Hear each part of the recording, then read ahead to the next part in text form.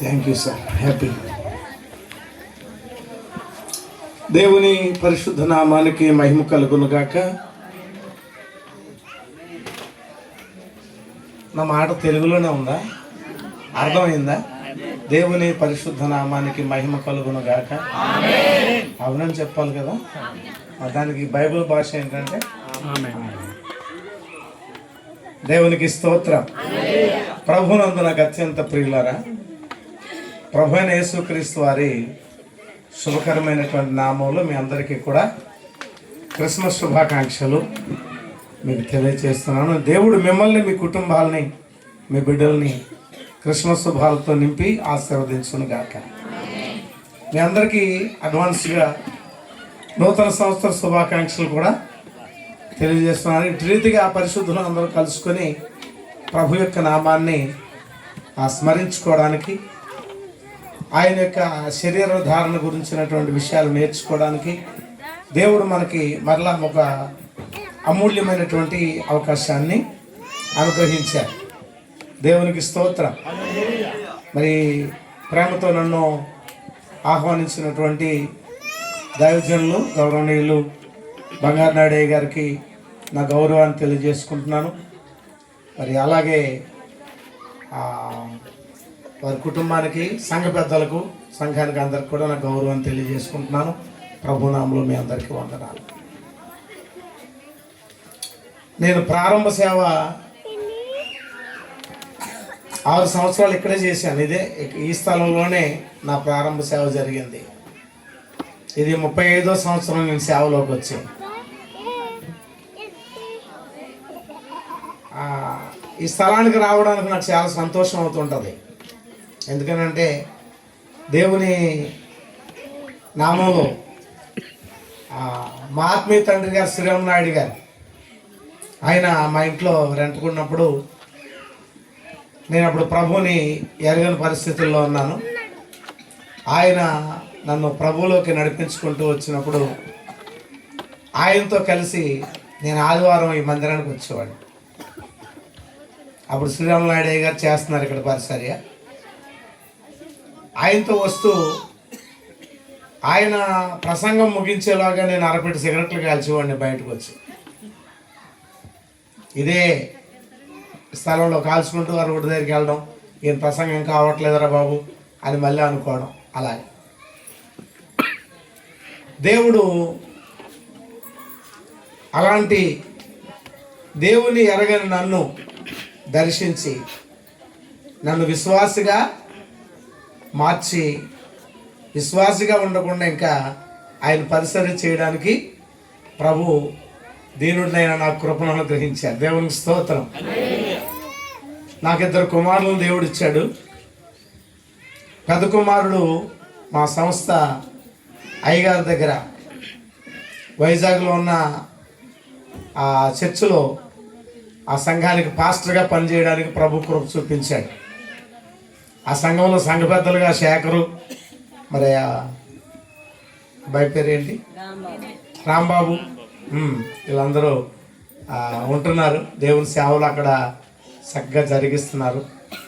మాకు చాలా అది సంతోషాన్ని ఇచ్చేటువంటి విషయం. మేము సేవలో ఉండడమే కాదు, మా పిల్లలు కూడా సేవలో ఉండడం ఆశీర్వాదం. మా చిన్నబ్బాయి నాతోనే ఉంటూ జలం చెరువు అనే పెనుగొండ దగ్గర జలం చెరువు అనే గ్రామంలో విగ్రహారాధికుల మధ్యలో, అన్యుల మధ్యలో అక్కడ మందిరం కట్టాం.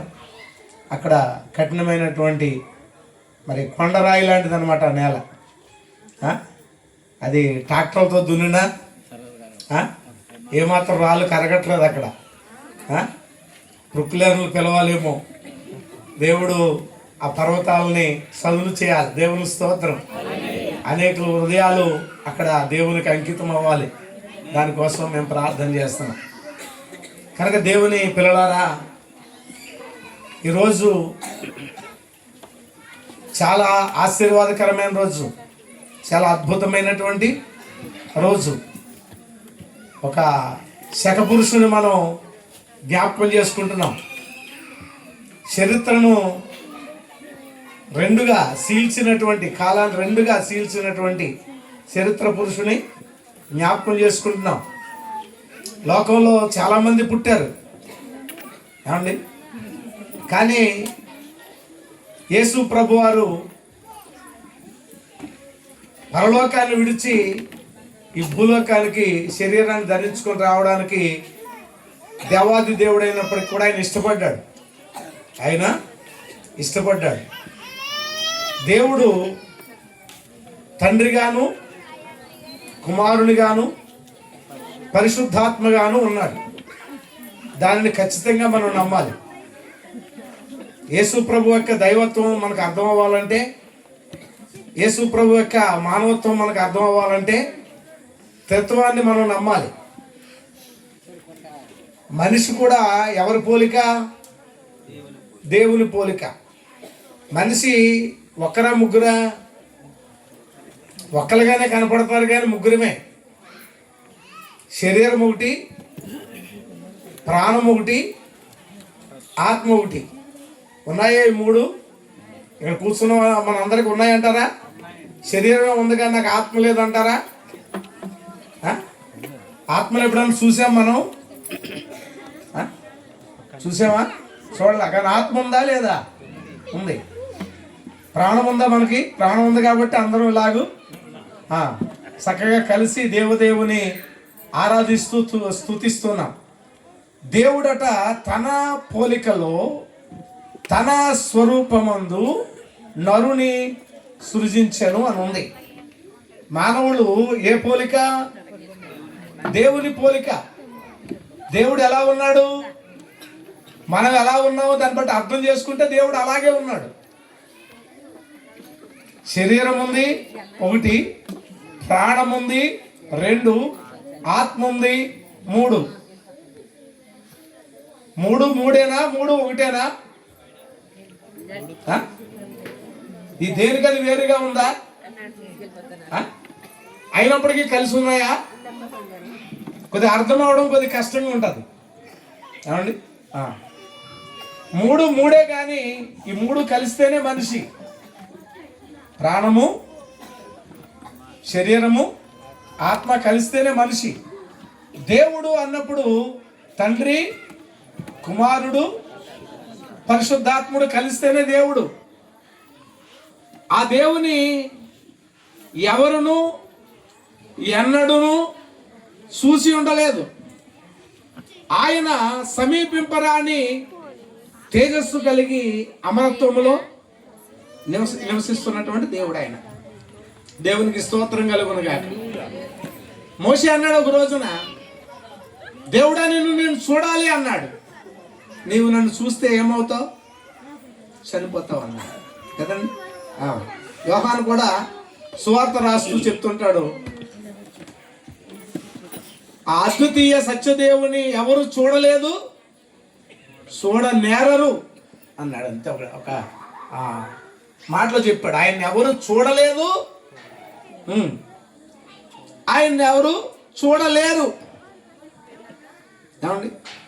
అయితే దేవుడు తన పోలికలో చేసుకున్నటువంటి మానవులు ఏమైపోయారండి?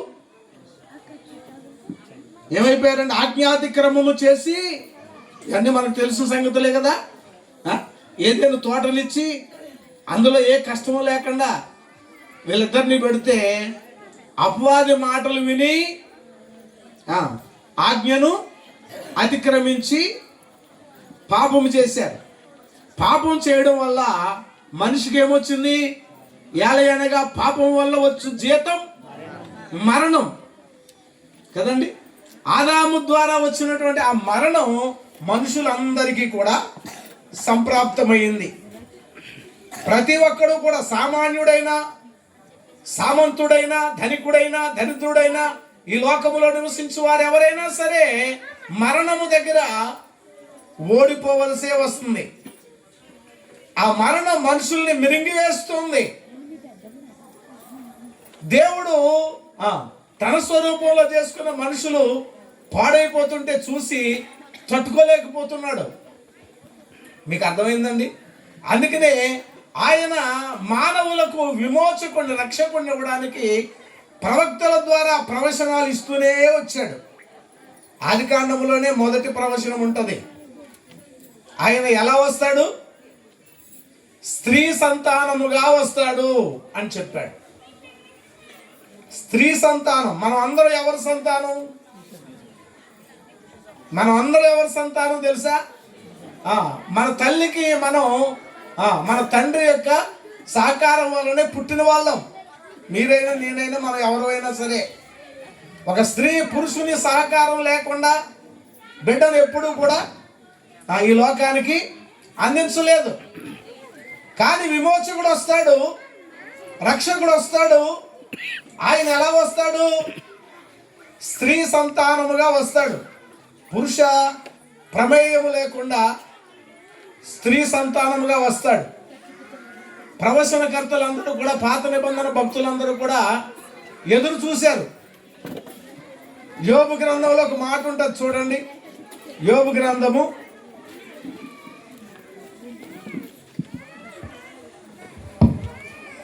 పిల్లలు అల్లరి చేయనివ్వకండి, డిసిప్లైన్గా కూర్చోండి.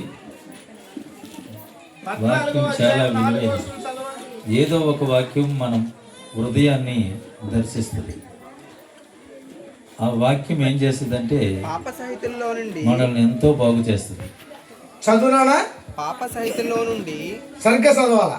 పాప సాహిత్యంలో నుండి పాపరహితుడును పుట్టగలిగిన ఎంత మేలు, అలాగున ఎవడు పుట్టనేరుడు. అది చాలు. దైవ గ్రంథంలో భక్తుల యొక్క నిరీక్షణ ఏమిటంటే, పాపము లేని వాడు ఒక ఆయన ఈ లోకానికి రావాలి. ఎందుకనంటే మనుషులందరూ కూడా పాపం చేశారు. ఏ భేదము లేదు. చెప్పండి, మనుషులందరూ పాపము చేసి దేవుడు అనుగ్రహించేటువంటి ఆ మహిమను పొందలేకపోతున్నారు. ఆ మహిమ కావాలి మాకు. మనుషులు ఎదురు చూస్తున్నది ఏంటండి? ఆ మహిమ కావాలి. ఏదేను తోటలో ఆదాము అవ్వలు ఏ మహిమనైతే పోగొట్టుకున్నారో, ఏమండి, ఆ మహిమ మాకు కావాలి.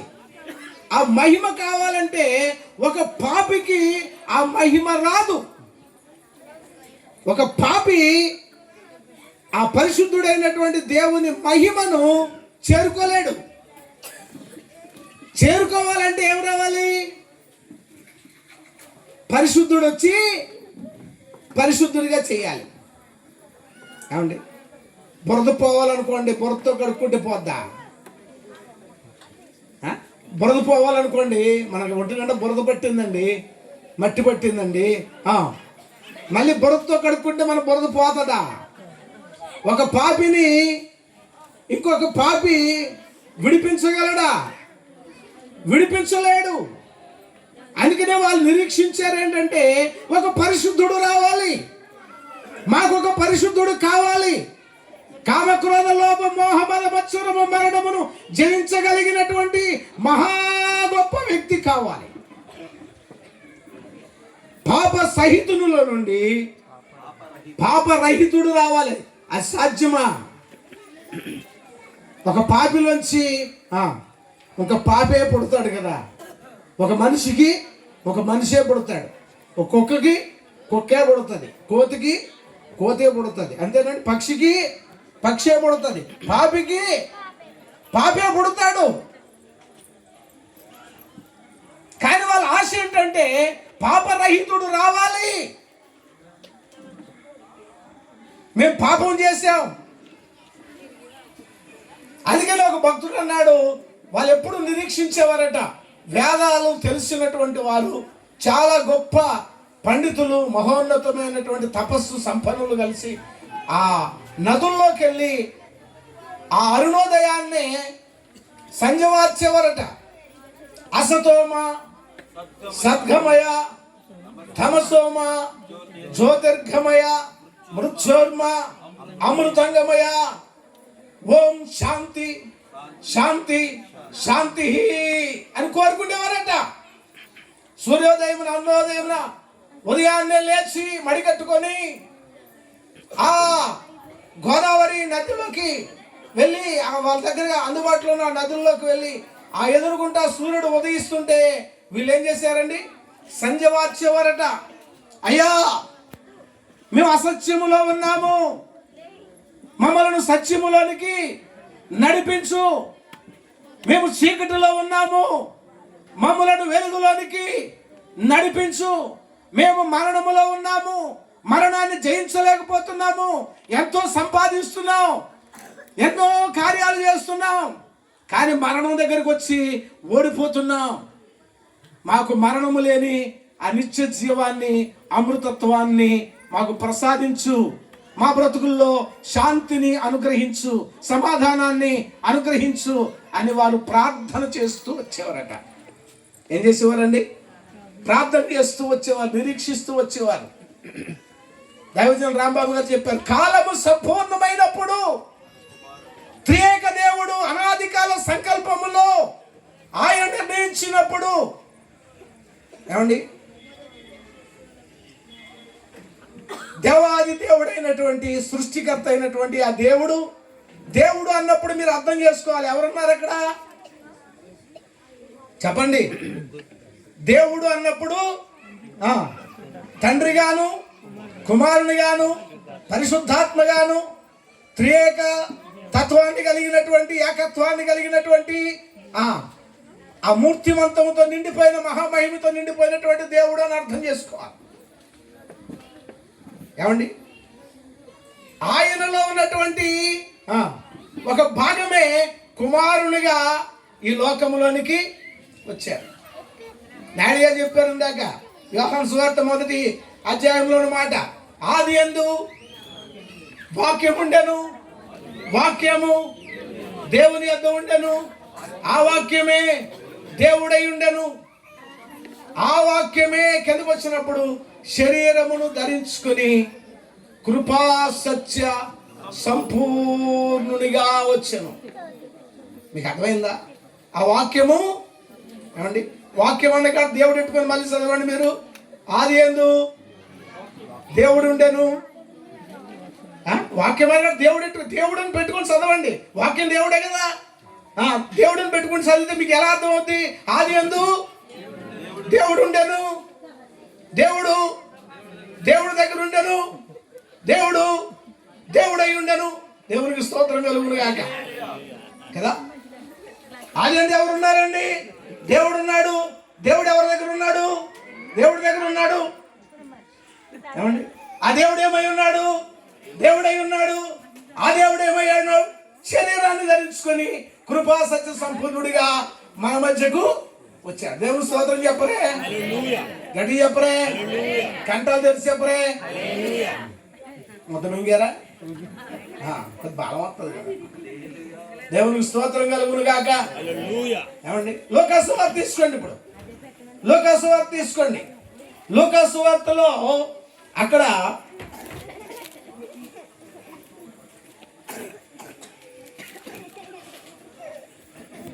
మొదటి నుంచి 14వ వచనం వరకు కూడా ఎవరైనా చదవగలిగిన ఉంటే గనగన చదవండి.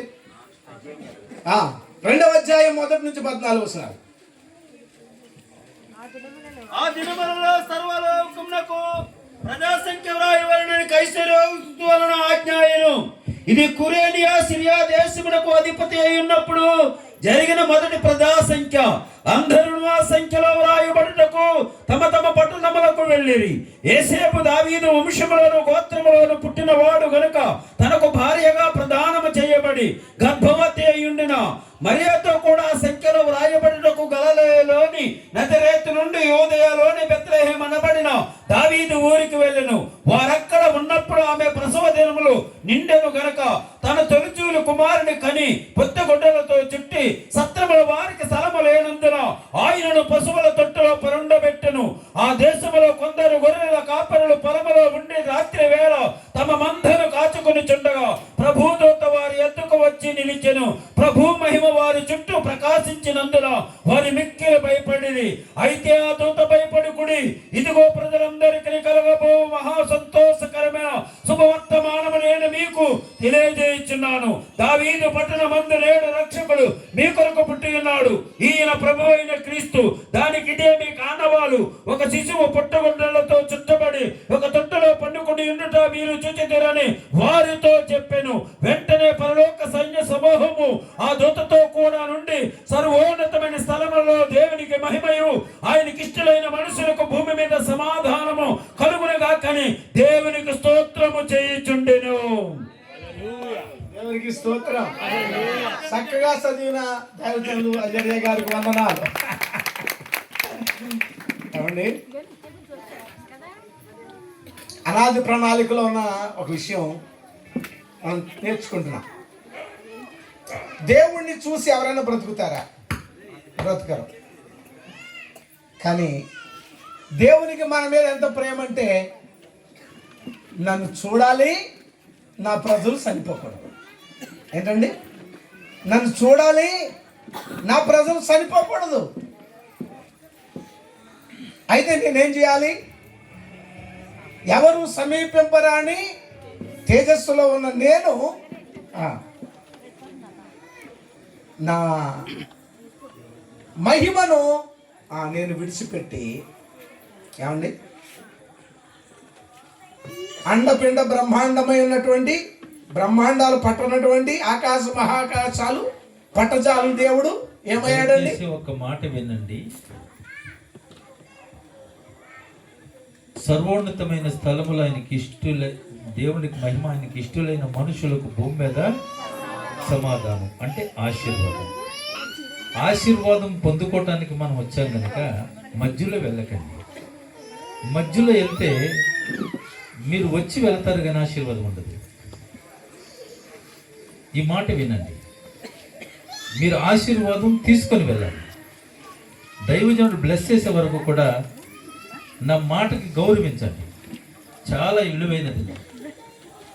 గొర్రెల కాపరులతో దేవుడు పలికిన మాట, ఆయనకి ఇష్టలైన మనుషులకు ఏమి ఇవ్వాలనుకున్నాడు? సమాధానం. ఈరోజు సమాధానం ఇవ్వాలనుకున్నాడు, దీవెన ఇవ్వాలనుకున్నాడు, ఆశీర్వాదం ఇవ్వాలనుకున్నాడు. అందుకని ఒకవేళ ఏదైనా మధ్యలో ఎవరైనా లేచి ఏదైనా వాళ్ళు అవసరతల కొరకు లేచి వెళ్ళి మళ్ళీ వచ్చి కూర్చోండి. ఎక్కువ సమయం ఉంచను, 11 లోపే ముగిస్తాను కనుక మీరెవరు మధ్యలో లేచి ఆశీర్వాదాన్ని పోగొట్టుకోకండి. స్తోత్రం చెప్పండి ఒకసారి. ఓకే, క్షమించండి.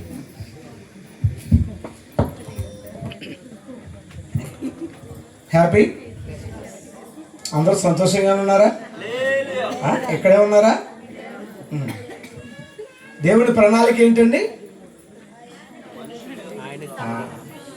మనుషులందరూ నన్ను చూడాలి, కానీ ఎవరు చనిపోకూడదు. చనిపోకూడదంటే ఆకాశ మహాకాశములు పట్టజాలను దేవుడు ఏమయ్యాడు? తన్ను తాను తగ్గించుకున్నాడు. ఎంతగా తగ్గించుకున్నాడు చెప్పండి? ఎంతగా తగ్గించుకున్నాడు?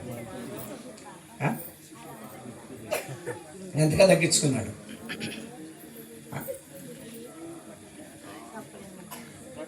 ఒక మరియ గర్భములో చెప్పండి చెప్పండి చిన్న అండముగా రూపుదిద్దుకున్నాడు.